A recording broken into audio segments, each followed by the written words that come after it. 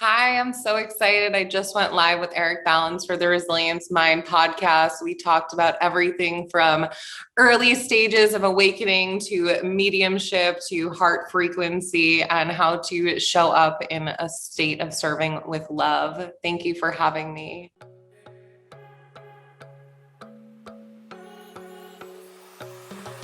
Hey everybody, it's Eric Balance coming to you with the Resilient Minds podcast, where I feature beautiful entrepreneurs, thought leaders, and experts in their field, where they help us discover their X factor, their experience of life, only to discover how they were able to accomplish and find out their Y factor, their big why, their purpose in life. So join me as we get to discover the beauty of our minds and how can we really continue to go after the biggest and most wildest dreams while we continue to pursue and manifest our greatest intelligence that comes from the heart. Also, if you haven't, go check out the new alignment course that I've created at www.ericbalance.com/alignment, ALIGNMENT. See you on the show. Well, welcome everybody to the Resilient Minds podcast. I'm excited. I'm grateful. I'm deeply, ready to announce my dear friend Lauren, who's here with us because, we've met a few times, but we really connected deeply in Tulum at Gerard's mastermind event, where I feel like we've built this really powerful bond, this powerful brotherly sister connection. And I honestly feel like you have this wisdom upon wisdom. But I'd love, because I can share a lot of great things about you. I'd love to hear, what are you up to in the world right now, Lauren? What are you doing in the planet? And where are you located right now? So we could start there. I am located in Miami Beach right now. I love living in Miami. I moved here 3.5 years ago and have really made it home. So it's a beautiful place for anyone to visit. And what's beautiful also is that this community of light workers is really shifting here, and there's a lot of light being anchored on on the planet here. And that's what I'm doing a lot of. That is what I'm doing here in this world right now, is anchoring light, anchoring the authentic self, anchoring truth, anchoring honesty, and clearing some old timelines, clearing old patterns for myself, for my lineage, for my clients, for their lineages, so we can all live with our truth as our most authentic self and who we were born into this world to be before our parents, teachers, society, boyfriends, girlfriends, lovers, partners fucked us up and changed that path. Now I help people. I love it. I honestly love it. And, we talk about this mastery that you've created, you're a master sound healer. You have this intuitive medium connection. You're a Reiki master.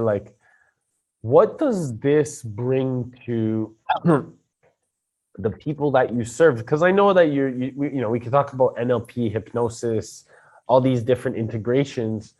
But I think that what's really unique about you is these top three, these mastery skills that you have, which is the medium, the Reiki, the sound healing. These are the really unique concepts that I think is becoming way more new world, way more common, and you've been doing it for quite a long time. So how do you adapt that, and really has that shown up in your experience through all of the lifetime that you've lived so far? How has that shown up in contributing that to your big purpose, your mission today? So it's interesting because the Reiki, my mediumship, and the sound healing is something I've been doing now for the last 5 years. All of those pieces joining together. Prior to doing this work, I was working in Manhattan as a private chef and holistic health coach with clients recovering from food, drug, and alcohol addiction. Prior to that, I was working in corporate America. And at the end of my corporate America career, I kept hearing this message: you are here to help people heal. You are here to help people heal. You are here to help people heal. And I was like, I have no idea what this means. I don't really understand it, but I decided to follow that path with a little push from the universe. And that's what enrolled me into school to be the health coach. That's what pushed me to then become a private chef. Prior to doing that, I knew how to make really good reservations, but I didn't actually know how to cook. But God wanted me to learn how to cook. So I learned the mastery of fire first in the kitchen. That was my first alchemy, was through cooking. And I became like a kitchen wizard. And then within my other gifts, what happened was 5 years ago, my best friend passed away. And the day he crossed over, he began communicating with me. I had no idea that I was a medium, but I knew that at the time I was 32 years old and my best friend, he was 36. And I was like, oh, no. Like, I don't know, this doesn't make sense, but I don't think it just ends here. And for me, that was actually the beginning. That was the beginning of this brand new life. So to me, it's almost like I'm this 5-year-old newborn who's getting to learn life in the way that I was always meant to live it. And in going back now and doing all the work I do now, I've been able to see myself at 3-4 months old on a changing table, seeing spirits, but so scared and not having the voice and words at that age to share the experience I was having. So I turned it all off. So what's interesting to me is the amount of people that are waking up right now, and we're turning on and we're remembering, because there's so much light anchored in the world, that it feels safer to go in and do it. And it doesn't feel, there's a different, listen, there are moments where it's still heavy, but I know for me, I feel so safe and protected and sure of myself in this work now, in a way that I can't question anything, because I know how real this is, for myself first and foremost, and then to bring it to my clients who are also having these experiences. I love it. And I think that that's the first thing that we need to identify with, is like self, right? So, I always talk about like building this self-image first, that we've needed to like build for so long, this identity. And it's interesting because we actually need to like let go of that. We need to let go of this identity and this like image, only to really come back to ourselves. And it's in building that relationship with ourselves, this new one, maybe this 5-year-old one that should have just always stayed, that should have been like the playfulness within us on a regular pattern. How do you feel when people are talking, at the end of the day, I know that in the past, I was very apprehensive around this entity of medium, or connecting to a different, realm. And so when people come to you and like, they're like, you're medium, what do you mean? Like, what does that mean? What does that say? And by the way, like spending time with you and feeling the energy and you connecting to, like my grandfather, is really powerful fucking shit. Like, it's like, for anybody that's listening, Lauren was able to, like, without really knowing me, like, and knowing the relationship that I had with my grandfather, was able to like dissect and connect literally very powerful distinctions that she would have never known, because I would never said it to her. Things that my grandpa and I like had, And so this is something that I strongly, believe in. And I'm also very conscious of the fact that I didn't at one point, you know? So I guess and the reason I'm asking this is because if there's anybody listening and they're like, like, fuck you, Eric, like, Lauren, whatever, like what you're talking shit. I want to like debunk all of that bullshit, that people are assuming. Yeah. Because I think that there's intellect and intelligence that's constantly being nourished and given to us from a different source of intelligence from each other. And we're at the end of the day healers healing each other, and I believe that this, Lauren. But what do you say? I'm curious to know, what do you say when individuals, or if somebody were to come on here and say, hey, like that's bullshit, like what would you say? How do you go through that type of dissonance, so to speak? So it can be different with each person, because I'll really feel into someone's energy, and that's how I'll know what they need to hear. But like my favorite way to break it down for people is like, listen, I get where you're at. 5 years ago, I was in the same place. I grew up on Long Island in a Jewish household. I'm like your basic Jewish girl from Long Island. Like that is like what I would have defined myself in as a box before. But when my best friend died and he began communicating with me, I was like, okay, I guess I'm going to figure out what this is. So I get not believing in it. And I get if people are uncomfortable about it, and I don't blame anyone, because I didn't talk about mediums growing up. It wasn't something I knew about. But with that, I didn't want to talk about it for a long time. When my mediumship first started, I was uncomfortable. My own parents were wondering if I was having a nervous breakdown, if like, oh God, our good child has officially lost it. What happened to the good one?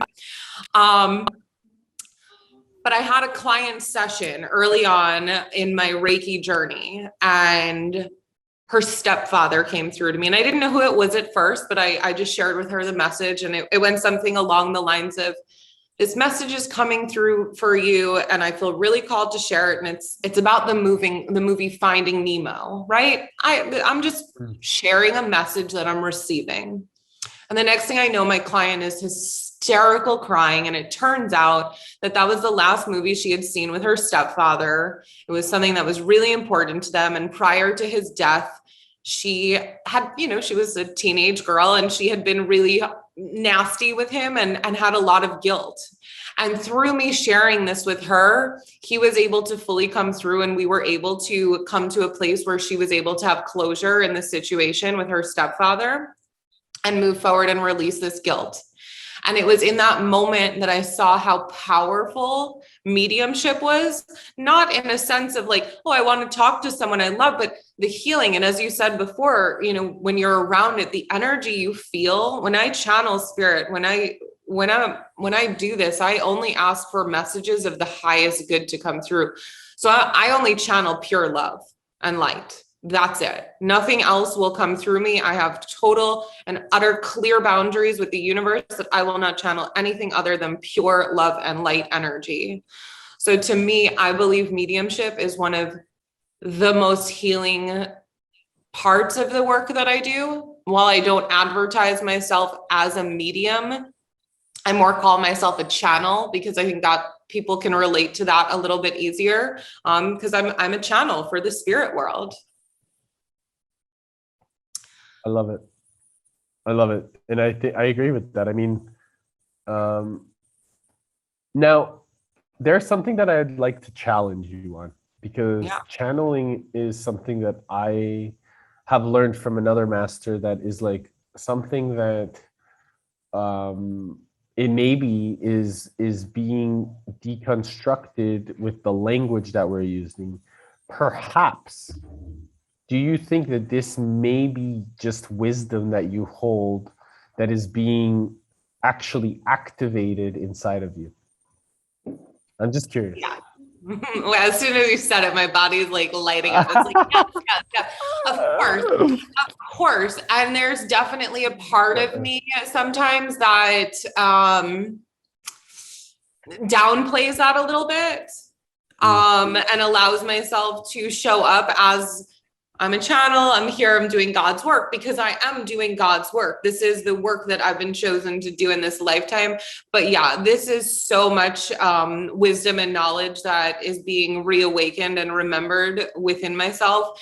And that's why, you know, even in my bio on my website, many years ago, I wrote, I will always do the work I am guided to do to continue to go further so I can take my clients that far. Because I can only take clients as far as I'm willing to go. So if I were to have stopped, then that's where my relationship with those clients ends, or anyone in my life. But I am someone in human design, I'm a 3-5, I'm a martyr heretic. So I like to really dig my feet in and play in the mud and learn everything about myself, so I can teach from that place. But yeah. Is it a 3-5 generator or 3-5 Generator? Yeah. Beautiful. So you have a lot of energy. Tons of energy. Tons. Yeah, but it's also knowing, for me, I have to remember when to shut down, when to stop, when to spend time with myself, reflecting and going inward, because I can put out so much. I can resonate with that. I definitely, although I don't know how I create energy. I mean, I know where it comes from, because it's like, as long as I'm being guided, and I'm following purpose, I'm a single authority manifester, but manifestors need a lot of rest. And however, if I'm being guided by purpose, which is the single authority, and for me, the single authority is through my heart. Beautiful. I can go forever. Like I can, like, as long as I'm being guided by purpose. Which is, it's so funny, because now that I know myself a lot better, it's like, it's interesting how that all comes to, like, we start to like really, it's like, of course, you know, like, that makes so much sense. So tell me, you know, today, when a client like is going through some deep trauma, you know, like, what would you suggest? Like, what's the first thing? Because sound healing has been a really beautiful modality and a resource to like the way that I've been able to like bring out my like playfulness, my dancing, my like feminine energy. How has your experience led to people's healing? Like, how do you take them through a process? Maybe if somebody were to like be like, I'm curious, I'm interested, I want to know more, what would a time with you look like? It's funny, a client said to me the other day, he's like, I love how this is just so custom, like you just create it as we're doing it. And that is so much of what happens. Is, you know, there are different ways to work with me. You can work with me. I do 1 week intensives. That's kind of the thing that's lighting me up the most right now, is these 1 week intensives with clients. And then of course you can work with me 3 months, 4 months, 5 months, whatever that looks like. And I also have programs that are where I guide people to start, that are online. And that starts with sound healing.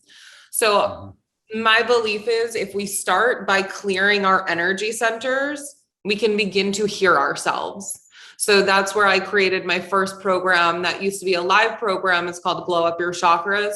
And it's 14 weeks of sound healings to clear your energy centers, to really dive into that. And then the program after that is Glow Up Your Aura. So then we go into the outside field. And then I have Glow Up Your Organs, to come back in and go into the actual stress and trauma and emotions that you're carrying in your organs. So that's how I have people work with me. If they're not working one-on-one with me, that's how I have them work, you know, outside of working directly with me.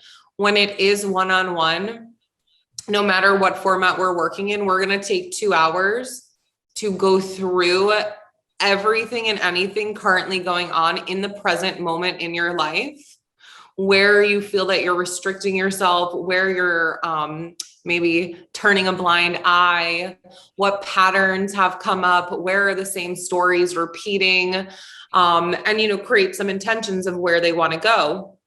And whether it be a week of working together or longer term, each time we meet, we likely will tap into a new tool or modality to work through whatever is coming up that day, whether it be something like timeline therapy, hypnosis, or Reiki, sound healing, body of light work. I have quite a large toolkit of things I've learned and worked through, first, of course, on myself, and then began to share with clients over the years.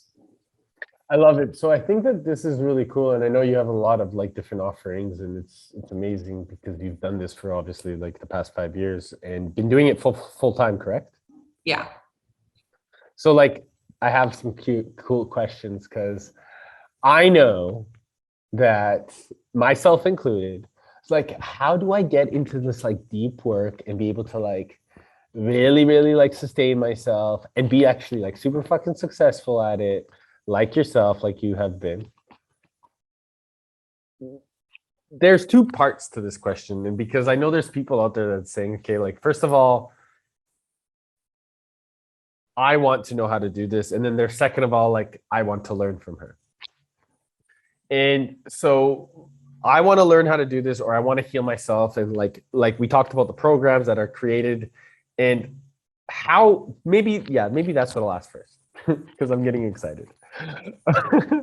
Love it. Tell me, what does that like glowing up? Because like really being in alignment is for me super important. And you know, and what I'm hearing, and correct me if I'm wrong, is glowing up is really bringing yourself into alignment, right? So as people are able to like glow up or really put themselves into focusing on these energy centers, why could that be so important for an individual that like really should take the course or look at the course? What did that do for you, and what can that translate to for them? Yeah. Oh my God, I love this. So every program I've created, I created for me first. I actually didn't know they were programs. They were channeled, guided sound healings that I was guided to create to heal myself first and foremost. And it wasn't until I did that, then I was given the message, okay, now go create a program out of this. And I was like, what does that even mean?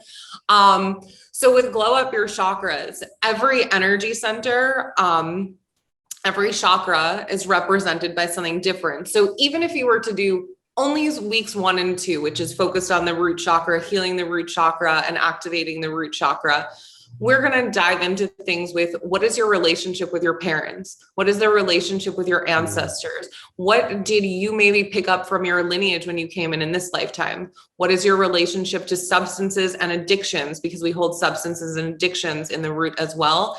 And we also dive into the conversation around money, because money, ancestors, addiction, this is all stuff that are core wounds, or, you know, not wounds. We can make them really beautiful, bright, energetic spots that we hold in the root.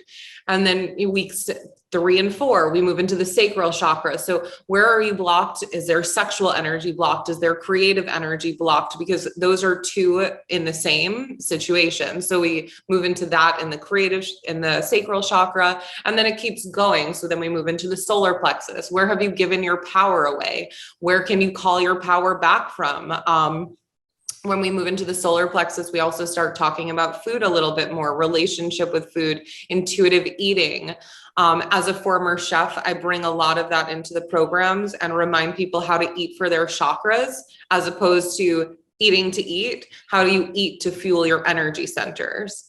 So that program dives into everything in those areas with journal prompts, sound healings. I recommend crystals to use, essential oils, different mantras to say for each of these energy centers, to bring them to a place where, you know, we can think of chakras as a spinning wheel, but I almost like to think of them as a light switch that has the on, the off, and the dimmer. And sometimes the lights are off, and sometimes they're dimmer than we want them to be. And this program's about like, we're bringing and turning the switches all the way up and all the way on. I love it. It sounds definitely, I love the dimmer analogy. I think that's really powerful because, you know, it's interesting that we can have like different parts of our energy centers lit right up and others like turn right down. They don't all need to be like up, like, but the goal is to like really creating that energy and like massively intensifying them together, because then when we have all of them and we create alignment, we can actually serve in our greatest capacity to like ourselves, and then our highest self, and then each other, and then the people that we love, right? Yeah. Or our intentions or visions, whatever the case may be, right?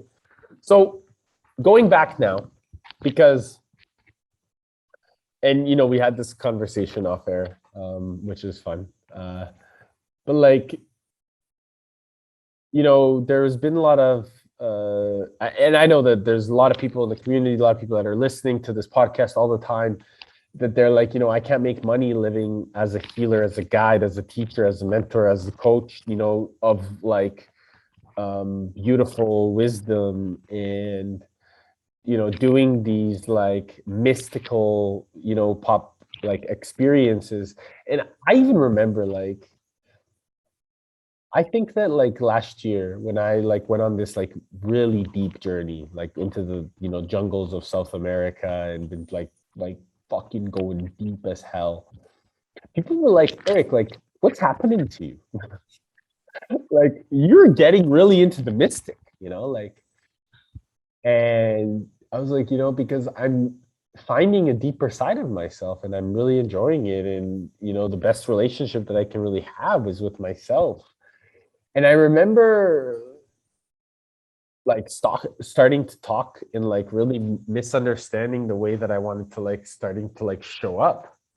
And I thought that it needed to come from a place of like, yeah, it's like totally spiritual and I don't have the science behind it. But then I started reading books and like really understanding that science and spirituality really go hand in hand.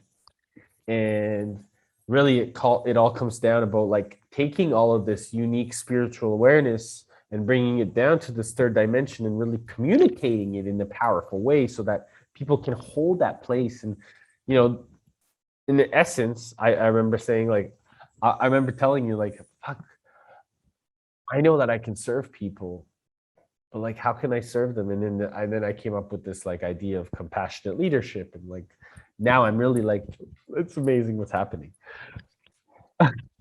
Sorry. I love it. But just because it's the alignment. Like it is right? amazing. It is I amazing. know. Right? It's so funny. And it's also when it's from the heart. Yeah. And when it's on the heart. So when there's people out there that are like saying, listen, Eric, like, or listen, Lauren, like, I don't know how you've been able to build a fully sustainable, successful, abundant business doing these beautiful modalities and serving at this deep level. How do you do that? What do you tell them? Like, the truth of the matter, it is like where it all comes from is I have the strongest, most unwavering belief in myself that I had no choice but to build my belief in myself to a point that they're like, of course, like, why wouldn't I be successful at this? There is no other option but to be successful at this, because this is who I am and this is what I'm meant to do. And when you are doing something out of pure love, like, because that's what this work is. This isn't work. I tell people all the time, I'm like, you don't pay me for my work. You pay me for my time. Like I said, I live in Miami. I could do plenty of things with my time. I could lay on the beach, but I love what I do so much. And that's what's made me successful, is because I actually love what I do. And when I feel like out of love or out of alignment, it means it's an opportunity for me to pause and see, where can I show up for myself again? Because it always starts with us. Where do I need to do the work within myself to show up in that way that's love? And when my awakening first began, I had a beautiful life in New York, and I left my nice life with my private chef job. And, I had a comfortable life, and I moved out to LA with no idea No idea. I just knew, okay, well, I'm getting these downloads. I need to move to LA. I just got Reiki 1 and 2 certified. I don't know. I'll be a cannabis chef now. Like I'm moving to LA, I'll be a cannabis chef. That will like be the cool thing. And when I got there, everything really shifted for me in a way that I hadn't expected. Like it was like God took away my knives and was like, figure out how to do this now. And what this was serving from my heart. It was taking away anything tangible because there's nothing physically tangible. I don't hand you something in my work. We do work together, but there's no tangible thing. Like when I was making food, I was serving someone a physical plate of love.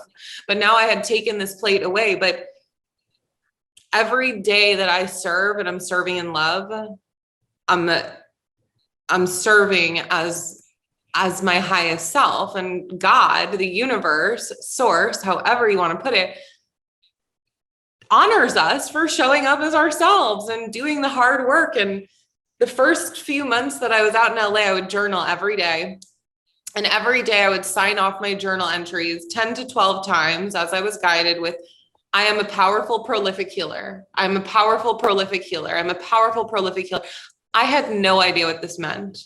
I was like still in this very confused state. My best friend had just died, but I was finding Reiki. My ancestors who had crossed over were talking to me. No one understood what I was going through. And I couldn't even tell half people what I was experiencing because no one understood it back then. And I just kept saying, I'm a powerful, prolific healer. I'm a powerful, prolific healer. And 5 years later, I just purchased a home in Miami, and like I have a thriving business. I have an operations manager that I support. I have a bookkeeper that I have virtual assistants. I have a team that's helping me.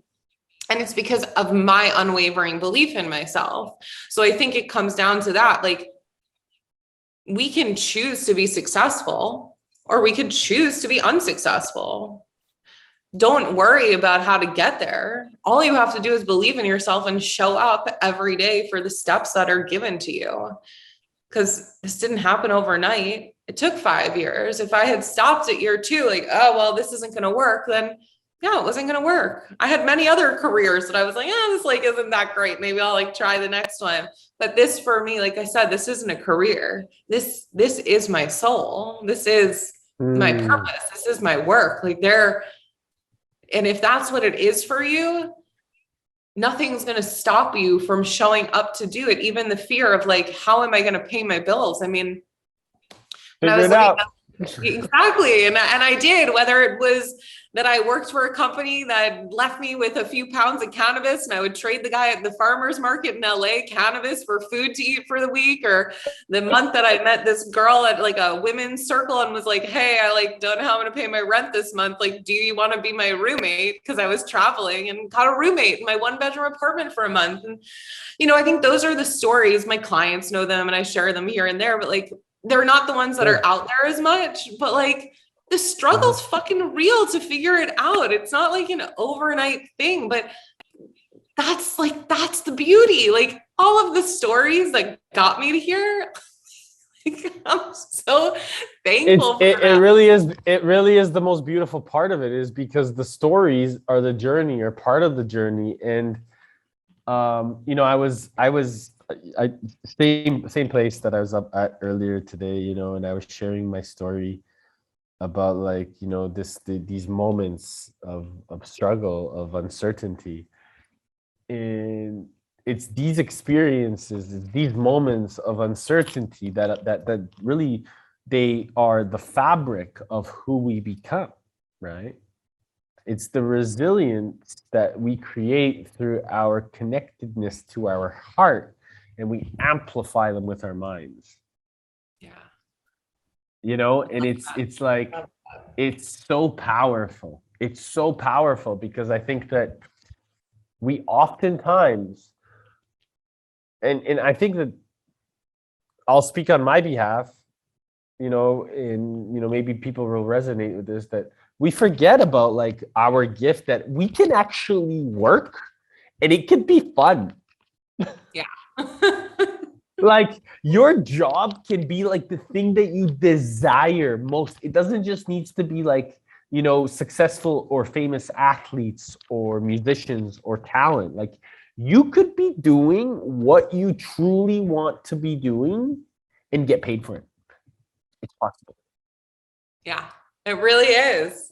It really is. But I think like in our society, we're here in the US, like we're taught like you get a job, you work your 9 to 5 job, you work forever, and then eventually you retire, and then you like go see the world. And it's like, no, see the world now, live your life now. Like I tell people all the time, like, I moved to Miami Beach, I retired, and people are like, you retired? I'm like, yeah, I still work because I love what I do, but essentially like I'm retired. Like I live a life of someone that can choose to do what they want to do. But here's the thing.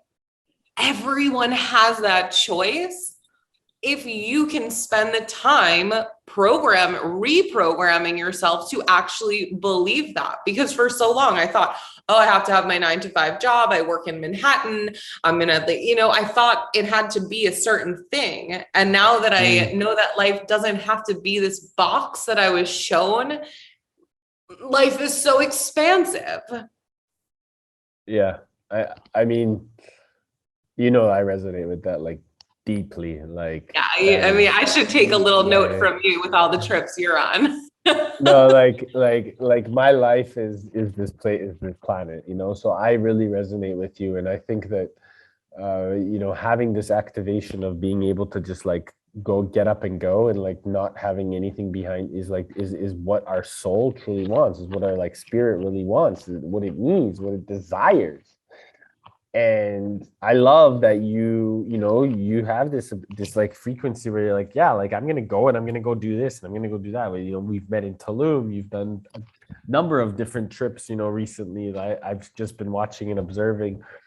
And I think that this is the gift that, you know, we can all learn from, is like, our life doesn't need to be locked in one place. And it's like, yeah, it's nice to have a base somewhere, but we can definitely still like wake up and go. And I think that those are the moments that allow us to like step through to the uncertainty again, right? Like, you know, and let me ask you this question, Lauren. It's like, when we were kids, right? When you were a child, what was the thing that like you were like, when you knew that you were going somewhere, but you didn't know what the outcome, like, didn't that just like, how did that make you feel?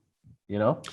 It's interesting because I can just remember one instance, like leaving camp one summer, like it was like camp was over. So I knew where I was going, but it was like still such a shift. And I remember I had crazy butterflies in my stomach that morning, and I got sick.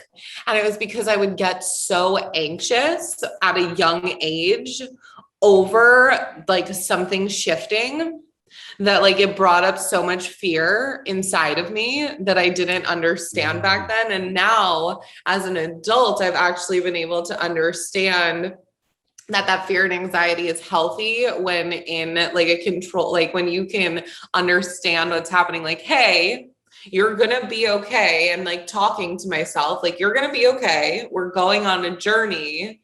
So now from the adult perspective, I love taking the leaps. I love jumping. I love to just get on a plane and go somewhere and explore.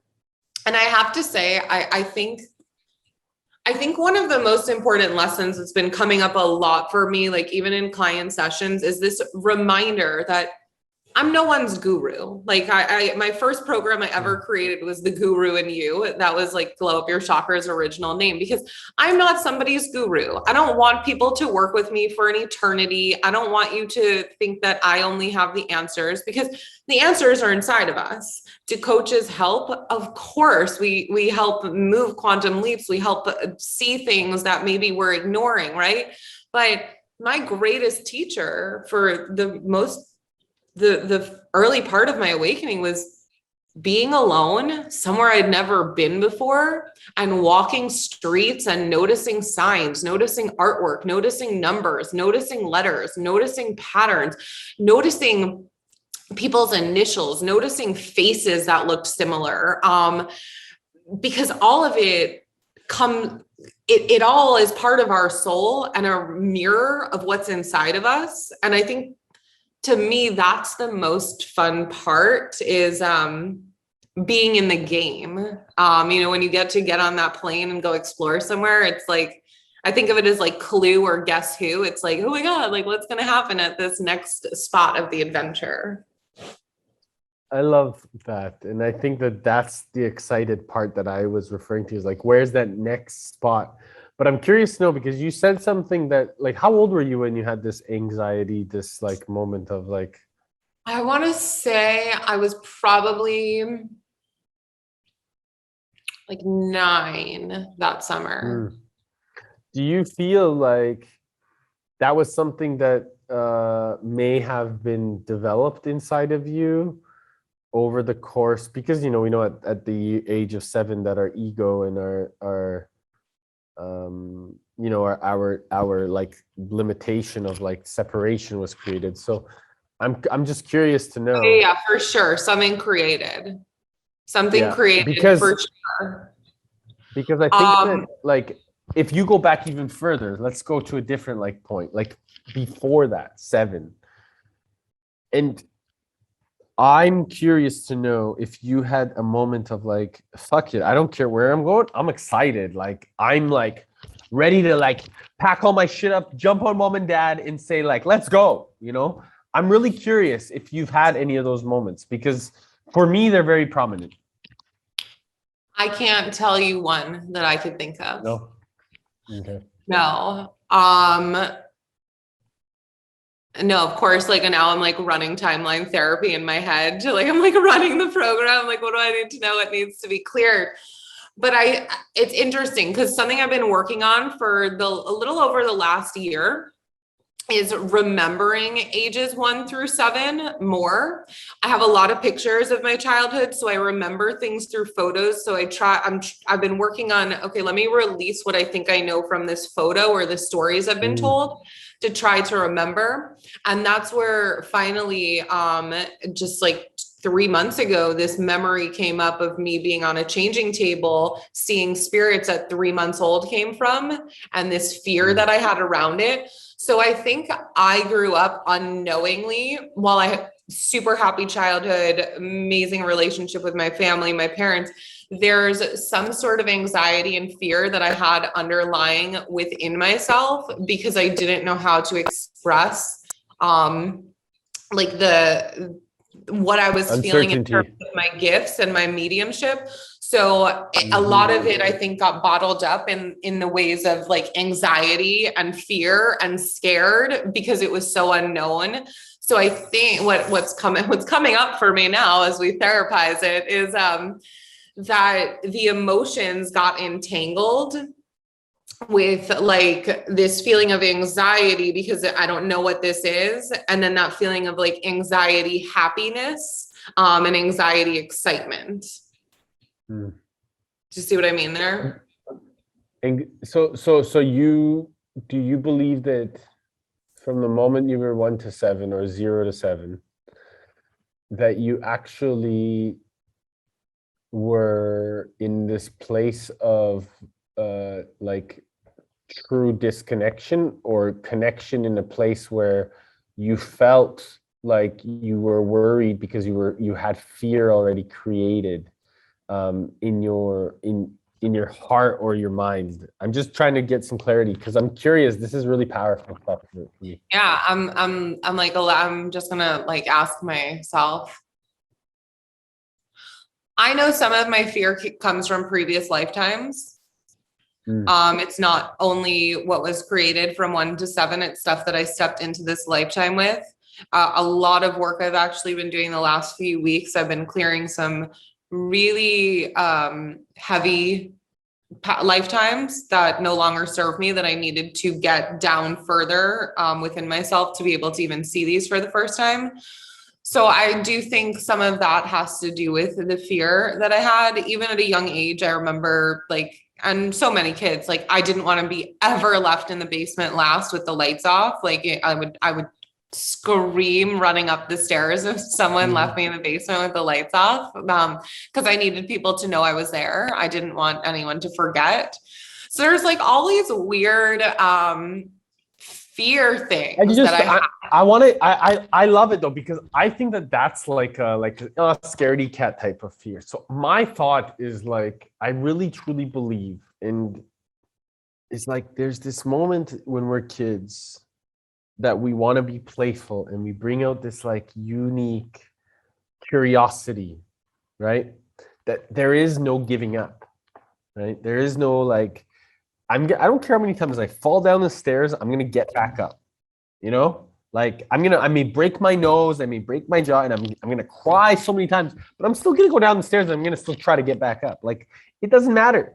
Like there's no like fear on that level, you know. And to me, I also think of like, as children, we really pay attention to the uncertainty. So knowing that we don't know what's showing up for us in the future, we're actually embracing that. And so like, I think of like, you know, when I grew up and, you know, I was this adult and I wanted to go on this vacation, I got excited about going on that vacation because I didn't know what to expect on that vacation, or how it was going to look like, only to discover that I would come back to fucking my job and be so miserable in the security that I held at home. Do you know what I mean? Totally. Yeah.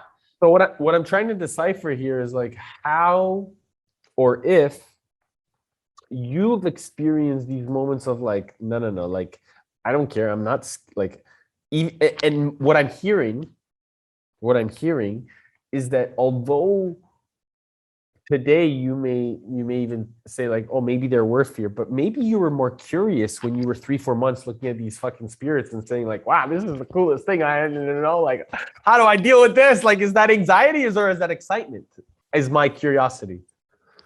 So I feel like this excitement is something that, it's not to say I haven't been excited ever before, but it's something I've really only experienced in the most freeing way in the last 5 years.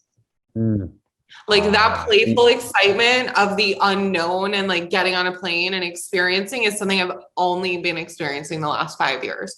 Prior to that, did I like travel, like go places, have a life? Yes. But I was living at such a different frequency and a resonance than I live at now and have for the last 5 years, where in the last 5 years, I've been able to embrace the unknown. And prior to that, I unknowingly was trying to control and manipulate my life to fit inside of a box that I was never meant to be in from the first place. Do you feel like you've been able to come back to that little child again? Exactly 1000%. That's who I am now. Yeah. I mean, oh my God, like the wonder and play that I live in now on a regular basis. I'm like, I feel like that child for the first time, or maybe not the first time, but I'm connecting with her in a way that is so epically beautiful and loving. And that's the work. Like that's so much of what I do with my clients is like, okay, but like, how do we get back here? How do we get back to who you were right before you came out of the womb? But even in the womb, right, we pick up all this stuff from our parents also and our ancestors. So how do we bring you back to that like beautiful, perfect soul? So that's, you know, every day I work to come more and more in alignment with that. I love it. And I think that that's like literally it's beautiful to see, because I believe that we're all these kids, you know, we're all kids, you know, in this like adult body, and we've created this like adult mind, but the essence is in our heart, is the 40,000 neurocytes that belong in our heart, or there are in our heart. And it's from this intelligence that we actually are amplified. And from here, we amplify our mind. And so it's the resilience that's created within our hearts that is amplified by the mindset.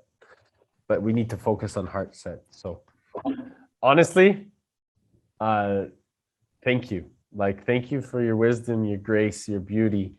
I have a last question before we go. Actually, before I go into the last question, if anybody wants to know more about you, wants to find out more information, how do they best find out more information or connect with you?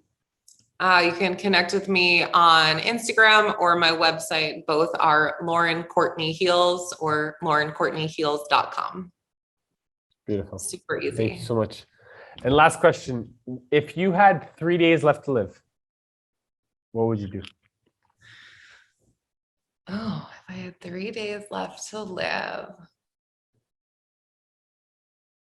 Okay, well, I feel like I'd spend a day in New York, like with my parents and my sister, with my family, and eat at all my favorite restaurants and go to a bunch of museums and see a show and walk around Central Park and walk around Chinatown, like do like all my favorite New York things all in one, wrapped in one beautiful, magical New York City day.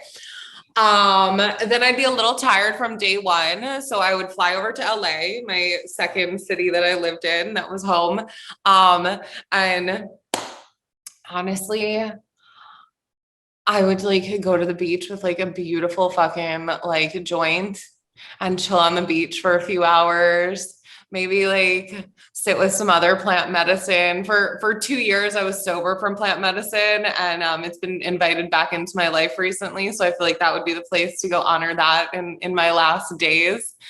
And my third and final day, and I would spend time with friends in LA, but that's the gist, like beach, chill vibe. And my third and final day, I would spend on a yacht in the south of France with every person that like I truly love and have like heart resonance with, in a magical, epic, like rebirthing ceremony. Because if it's my final 3 days, it just means I'm ascending somewhere even greater. So like, why not ascend from the yacht right on up to heaven? I love it. Yeah, you'll be there. Thank you. You're amazing. Thank you so much. I appreciate you. This was really meaningful. Thank you for your time, your energy, your brilliance, your strength, your wisdom. Thank you. I look forward to make sure you go check out Lauren at sorry, give me your Lauren Courtney Instagram Heal. thing again. Lauren Courtney Heals. Make sure to go check it out, and do me a huge favor, everybody. Go and honestly look at the content, the brilliance, the love that she shares. It's really beautiful. Her words are powerful. And like, follow, comment. And yeah, honestly, Lauren, thank you so much for your love. I appreciate you so much. I love you so much. And I just wanted to share this reflection with you that I've told you in person when we met, your energy was so powerful that it scared me in a way that I like to be pushed and I like to be scared, that maybe my 5-year-old back then didn't, but this version of me does. And your presence has allowed for me to grow. And anyone that gets to listen to your podcast or meet you in person, anyone that steps into each space with you, they are receiving so much growth and wisdom by simply being in your presence. And I think that's one of the most beautiful gifts that we can all offer the world, is when we are simply our truest self, when we are truly in our heart space.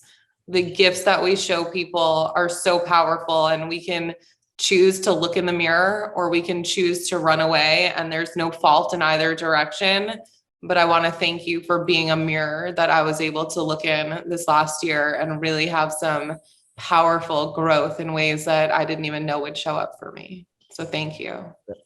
Thank you. I love you so much. Thank you for those Love you kind and too. sweet words. It means so much to me. It really does. I love you so much. We'll talk soon. Love you. Hey everyone, and thank you so much for listening to The Resilient Minds. I hope you enjoyed the show. Please make sure to go comment and like and follow us on iTunes or Spotify, and please make sure that if you really love this, to share this episode, and make sure that you're inviting all your friends to like it as we continue to unfold what the beauty of our minds does, more importantly, how powerful our heart level of intelligence can be when we combine our heart and our brain together. And more importantly, check out the alignment course that I've created. It's seriously there for you to take advantage of at www.ericbalance.com/alignment. See you on the next show.